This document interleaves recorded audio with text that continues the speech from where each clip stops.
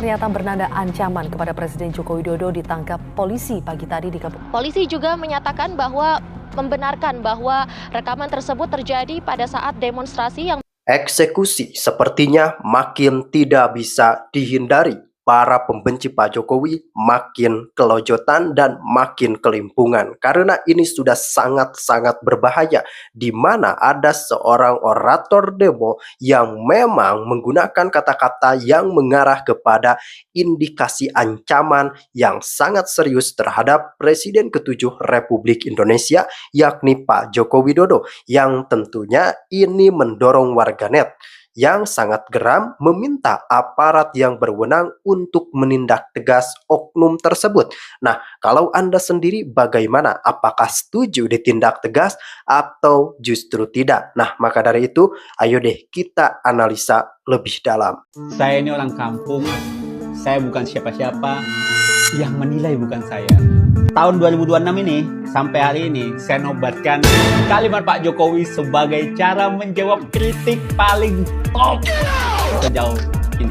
Kita tahu banyak banget kritik yang masuk, saling lempar kritik, saling jawab, saling balas kritik lagi, dan jawab lagi. Tapi, apa yang dilakukan oleh Pak Jokowi ini, menurut saya, di atas batas kemampuan politisi-politisi pada umumnya. Luar biasa, dan menurut saya, kita harus mencontoh hal ini.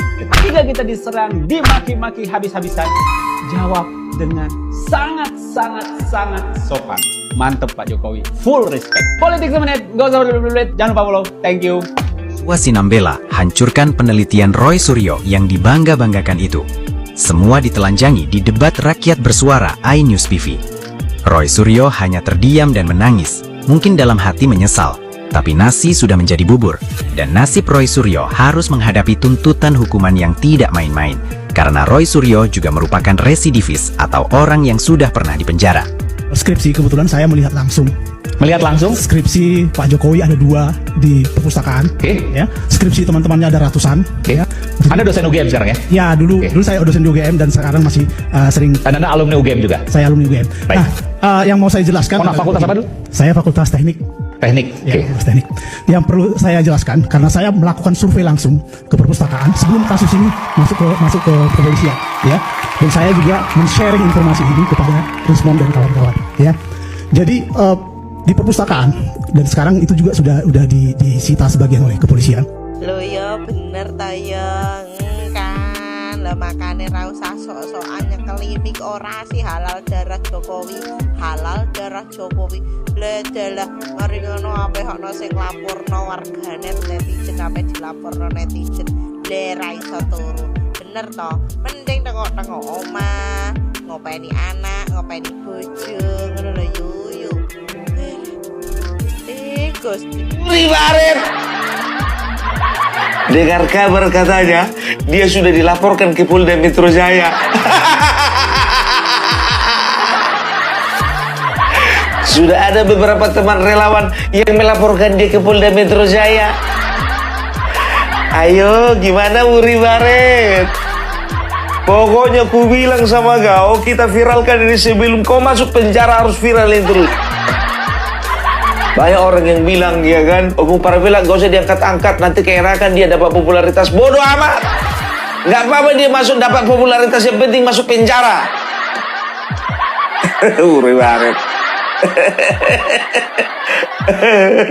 Ya, nah kalau bisa dikatakan sekarang ini Uri Baret ini, ya, ini nggak bisa tidur, nggak bisa makan, nggak bisa Apa hubungannya Opung Parvila nggak bisa Lah, kalau orang nggak bisa makan kan biasanya kan rusak pencernaannya kan begitu. Apalagi nggak selar makan. Apa yang mau dikeluarkannya kalau nggak makan? Udah ku bilang Uri Baret, kau itu dicari sama termul seluruh Indonesia. Mulai dari DPP, DPW, di 38 provinsi, lanjut lagi DPD, di 400 lebih kabupaten kota. Pokoknya kau, ya hati-hati kau Uri Baret. Nggak bisa lagi komen caleg. Nggak bisa lagi komen caleg Uri. Kalau mau mencalek kau pergi ke sana, ke Sumatera Barat sama ke Aceh. Kalau di sana bisa, ya kan? Karena apa? Rata-rata di sana nggak ada yang suka sama Bapak Joko Widodo. Ya kan begitu, gara-gara nggak suka sama Bapak Joko Widodo, ya makanya di Aceh dan Sumatera Barat, ya kan nggak mau milih Prabowo. Mereka itu, gue bilang sama kalian ya, mereka itu tidak milih Bapak Prabowo bukan karena mereka cinta sama Anies, enggak, karena mereka benci sama Joko Widodo. Rata-rata.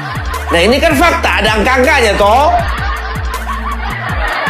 Bapak Prabowo kalah di sana kan begitu, ya kan? Ya rata-rata.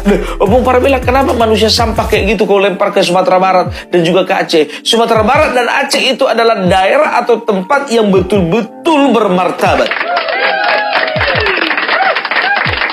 Ya udah, kalau memang nggak ada yang mau nerima di Aceh sama di Sumatera Barat, kita cari provinsi lain. Aduh, luar biasa Uri Barit, hebat ya, hebat. Menghalalkan darah Bapak Joko Widodo. Coba dulu Uri Barit, berani nggak kau menghalalkan darah Bapak Prabowo?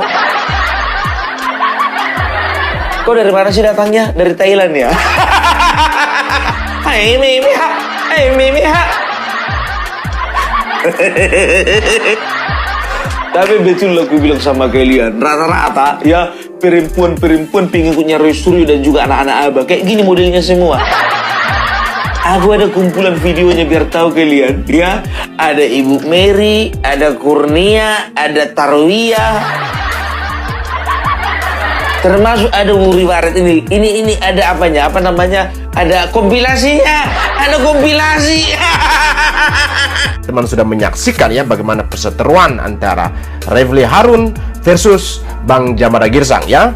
Tentu di situ teman-teman sendiri yang menyimpulkan ya bagaimana seorang Refly Harun ya bukan narasumber tapi kemudian datang ya akhirnya bikin ribut di Rakyat Bersuara ya. Kalau memang diundang enggak perlu berbicara. Kalau diberi kesempatan bicara ya sewajarnya ya, tetapi muncul chaos ya teman-teman ya. Nah, ada hal menarik ya. Dari malam itu mereka sempat ribut-ribut mengenai buku Jokowi's White Paper ya. Ada buku Jokowi's White Paper, saya juga memiliki buku ini teman-teman ya. Saya memiliki dan saya sudah baca. Mengapa selama ini saya mengupas begitu banyak ya terkait Jokowi's White Paper, baik yang versi PDF ya ataupun yang versi hard copy ini teman-teman ya. Di sini sudah memilah ini 49 halaman ya. Setipis ini ya, ini punyanya Roy Suryo. Yang ditulis oleh Roy Suryo setipis ini. Kemudian yang ini warna pink ini ya. Warna pink ini ditulis oleh Dr. Tifa ya tentang neuropolitikanya ya. Setipis inilah. Nah, perbandingan ini ya teman-teman. Ini part yang kita udah sobek ya. Kita sobek. Ini punya Roy Suryo, ini punya si Dr. Tifa tentang neuropolitikanya. Berapa halaman ya? Dia itu kemudian nah, setebal ini ya, masih sisa setebal ini ditulis oleh Bang Rismon ya, yang katanya Bang Rismon akan melakukan revisi ya, ataupun perbaikan ongoing proses untuk sebuah penelitian dia. Oke lah, kita menunggu ya, bagaimana Bang Rismon ya melakukan kelanjutan untuk sebuah penelitiannya, ataupun kekeliruan dalam penelitiannya, ongoing ya. Nah, tidak ingin melebar ya terkait buku Jokowi's White Paper, tapi saya nanti satu momen saya akan membahas ya teman-teman terkait neuropolitika yang ditulis oleh Dr. Tifa ini, soal relevansinya dia yang dia bilang otak Pak Jokowi ya, otak politik Pak Jokowi maksud saya dalam bukunya, dan sebuah kajian neuropolitika, neuroscience dan politik, apa hubungannya.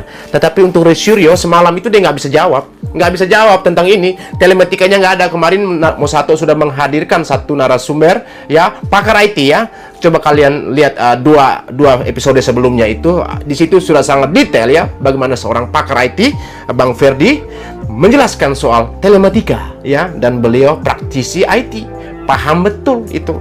Dan apa yang ditulis oleh Roy Suryo ini ya, ini tidak akan bisa berlaku di pengadilan ya, tidak akan bisa berlaku ya. Sebelumnya kita sudah spill apa yang ditulis Roy Suryo ini, bahkan bahasa-bahasanya tidak ada, bukan bahasa ilmiah di dalamnya, comot-comotannya. Nanti saya akan bedah khusus ya terkait ini, kemudian saya akan buat dalam versi PDF atau PowerPoint, kemudian saya akan sebarkan ke semua masyarakat Indonesia untuk melihat apa sih yang ditulis oleh Roy Suryo 49 halaman itu. Teman-teman ingatkan saya di kolom komentar terkait itu ya, karena banyak sekali yang meminta boleh dong share file yang ditulis oleh Roy Suryo dalam buku Jokowi White Paper. Nanti saya akan bagikan ya, karena ini sudah berada di ruang publik dan konsumsi publik. Kemudian bagi mereka katakan, oh bukunya masih berlaku, ya nggak masalah. Kita akan sebarkan dan kalian akan melihat apa yang ditulis oleh Roy Suryo dan Dr. Tifa ya. Tentu nanti saya akan buat dalam file PDF. Oke, kita lanjut. Perseteruan hebat semalam, di mana ketika Bang Rismon ya mengakui ada embos, mengakui menunjukkan data-data kajian beliau terkait adanya watermark, lintasan merah dan berbagainya, itu Roy Suryo murung. Dia cuma nyengir-nyengir saja ya teman-teman ya.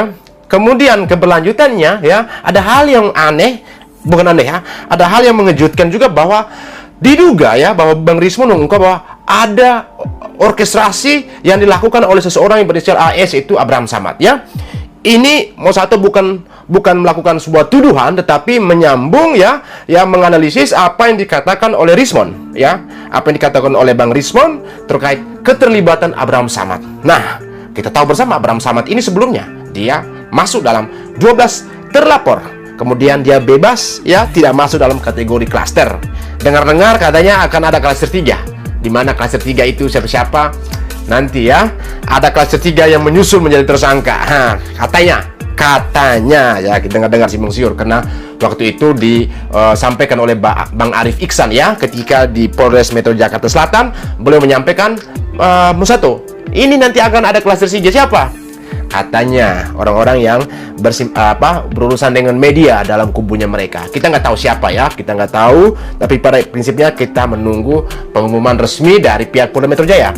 Nah, terkait Abraham Samad ini ya, saya tidak ingin berspekulasi lebih banyak, tapi ada baiknya kita mendengar apa yang Bang Rismon sampaikan ya, bahwa ada orkestrasi atau dengan kata lain Bang Abraham Samad yang menyuruh orang-orang itu untuk ya berspekulasi, katakan seperti itu, atau untuk tampil di TV ngatur seperti ini. Pokoknya kita katakan ya, mungkin saja ya dugaan ya, ada apa dan mengapa kok Abraham Samad ini dia mau terlibat seperti itu, kemudian mengatur ya semua tim pengacara, kata Bang Rismon ya. Jadi dia ikut terseret. Dengan begitu harusnya dia ikut tersangka dong. Atau dengan kata lain, jangan-jangan Abraham Samad ini otak di balik ini. Nah, dugaan kita seperti itu teman-teman. Tapi untuk pastinya coba kita dengarkan dulu apa yang Bang Rismon sampaikan ini ya. Kita lihat dulu. Oke, tadi seolah-olah teori hukumnya tinggi banget ya, dengan segala macam idealisme. Saya tanya dulu, kita pernah bertemu di sebuah rumah makan di Menteng ya, saya, Mas Roy, Anda, Bang Koji, dan AS. Oke. Setelah mengeluarkan statement keras ya, tanpa koordinasi dengan saya sebagai klien, meskipun saya nggak tahu ya, pada saat awal di AS saya tidak pernah menandatangani dan nama Anda ada di situ, dan itu adendum mungkin ditambahin begitu-gitu saja. Jadi pada saat awal Anda kan masuknya bulan 10 atau bulan sekian gitu ya. Nah, pada saat itu coba jujur, Anda dan Bang Koji Nudin itu minta maaf sama saya. Soal apa itu? Iya, saya tanya dulu. Soal apa kami minta maaf? Nah, makanya saya saksi di situ loh. Ya. Nggak bisa ngomong, saya nanya. Saya tahu itu biasa kayak gitu tuh. Minta maaf ya, ketemu gitu. Tidak ada kesalahan yang fatal yang satu. Hanya kesalahan memang kalau dikatakan dianggap Rismon waktu itu minta keluar dari tim AK. Ini loh, bentar. Saya ada di situ. Kamu nggak bisa bohong. Saya ada di situ. Ini tukang kamu juga nggak bisa bohong. Nah, iya, ini bohong, ini mau bohong, mau jatuhkan ini. Dia pengetahuan hukumnya jelas. Ijazahnya asli UI lagi. Bentar. Ya palsu lagi udah. Kau palsu.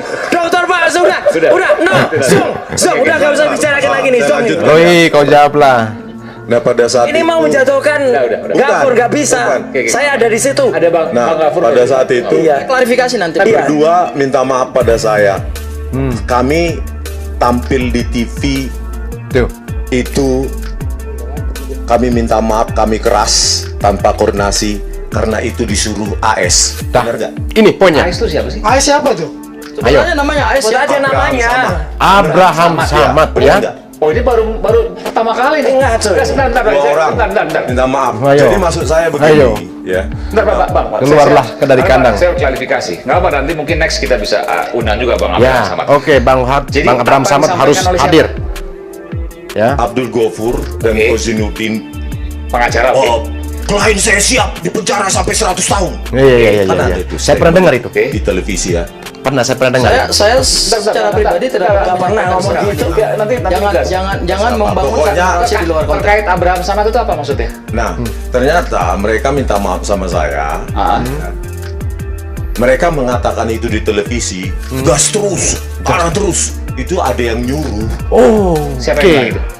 Mereka minta maaf sama saya. Ada yang nyuruh. Ada yang nyuruh. Yang nyuruh adalah AS. Menurut? Hah? Menurut? Ya mereka minta maaf sama saya. Yang bilang Bahkan AS siapa? ini pun minta maaf sama saya. Abraham Samad minta maaf Sama saya. Oke, ternyata ada yang nyuruh. Nah, apa perlu diproses?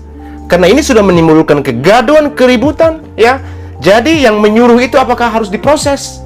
Nah, kita kembali lagi kepada pihak Polda Metro Jaya, ya teman-teman, ataupun kembali lagi kepada Bang Rismon, ya, kalau merasa dirugikan terkait itu, ya. Nah, bahwa dengan ada instruksi dari seorang Abraham Samad menyuruh, ya, untuk bicara di TV begini begitu, ya, itu kan sudah masuk dalam intervensi. Artinya kita menganalisis, ya, menjabarkan apa yang disampaikan oleh Bang Rismon ini, ya, bahwa ada yang menyuruh, kemudian ada permohonan maaf, ya, mungkin tanpa ada izin dari klien atau prinsipal sehingga tampil atas nama klien tertentu. Nah, itu sebuah regulasi atau aturan-aturan dasar, ya, bagaimana kita membela hak atau kliennya.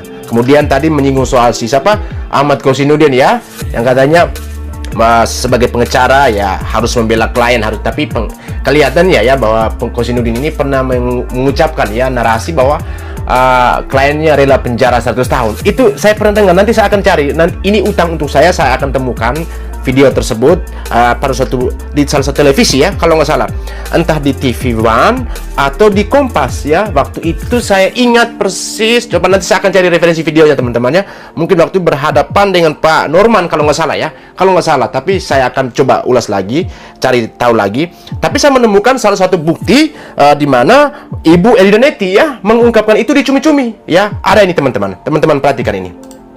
Kalau seandainya Bang Ghafur menyangkal, nah ini boleh menyangkal dari apa yang Ibu Elidanetti katakan di cumi-cumi. Kita itu sebagai pengacara itu jangan merugikan klien. Itu Kozinuddin. Setiap acara kliennya ditangkap. Apa omongannya?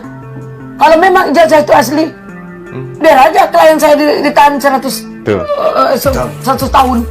Coba rewin lagi. Bukan dia yang ditahan, kliennya. Gila nggak tuh? Iya.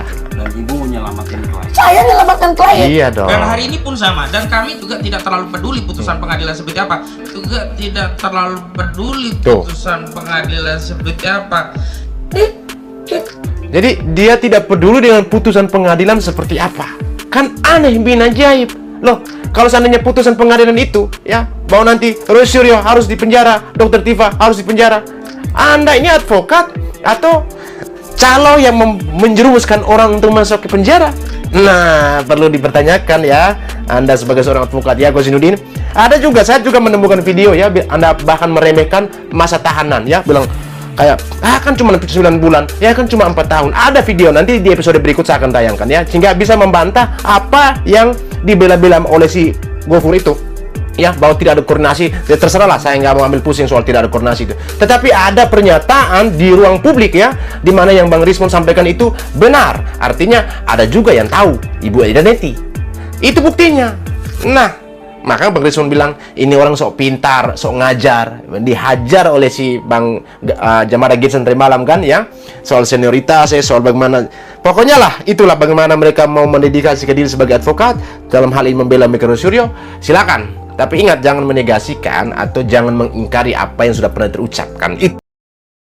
Nah, itu dia rekan-rekan, bagaimana kita melihat induk dari serangan terhadap Pak Jokowi ini sebenarnya dari perkara semberawutnya isu ijazah. Apa yang dikatakan semberawut? Ya karena rekan-rekan yang bikin mumet dari isu ijazah tersebut adalah pihak yang dinilai mempertanyakan keaslian ijazah tidak mau terima fakta dari pihak yang berwenang, tidak mau terima fakta keaslian dari pihak kampus yang mengeluarkan ijazah tersebut, dan tidak mau pula menerima fakta-fakta yang relevan. Kenapa dikatakan demikian? Karena jika sifatnya ini penelitian, ini mempertanyakan keaslian dokumen, maka jawaban keaslian dari UGM, dari uji lab forensik Polri seharusnya sudah menyudahi polemik kegaduhan tersebut. Namun apa yang terjadi ketika ijazah sudah terbukti asli, ini masih tetap gaduh, bahkan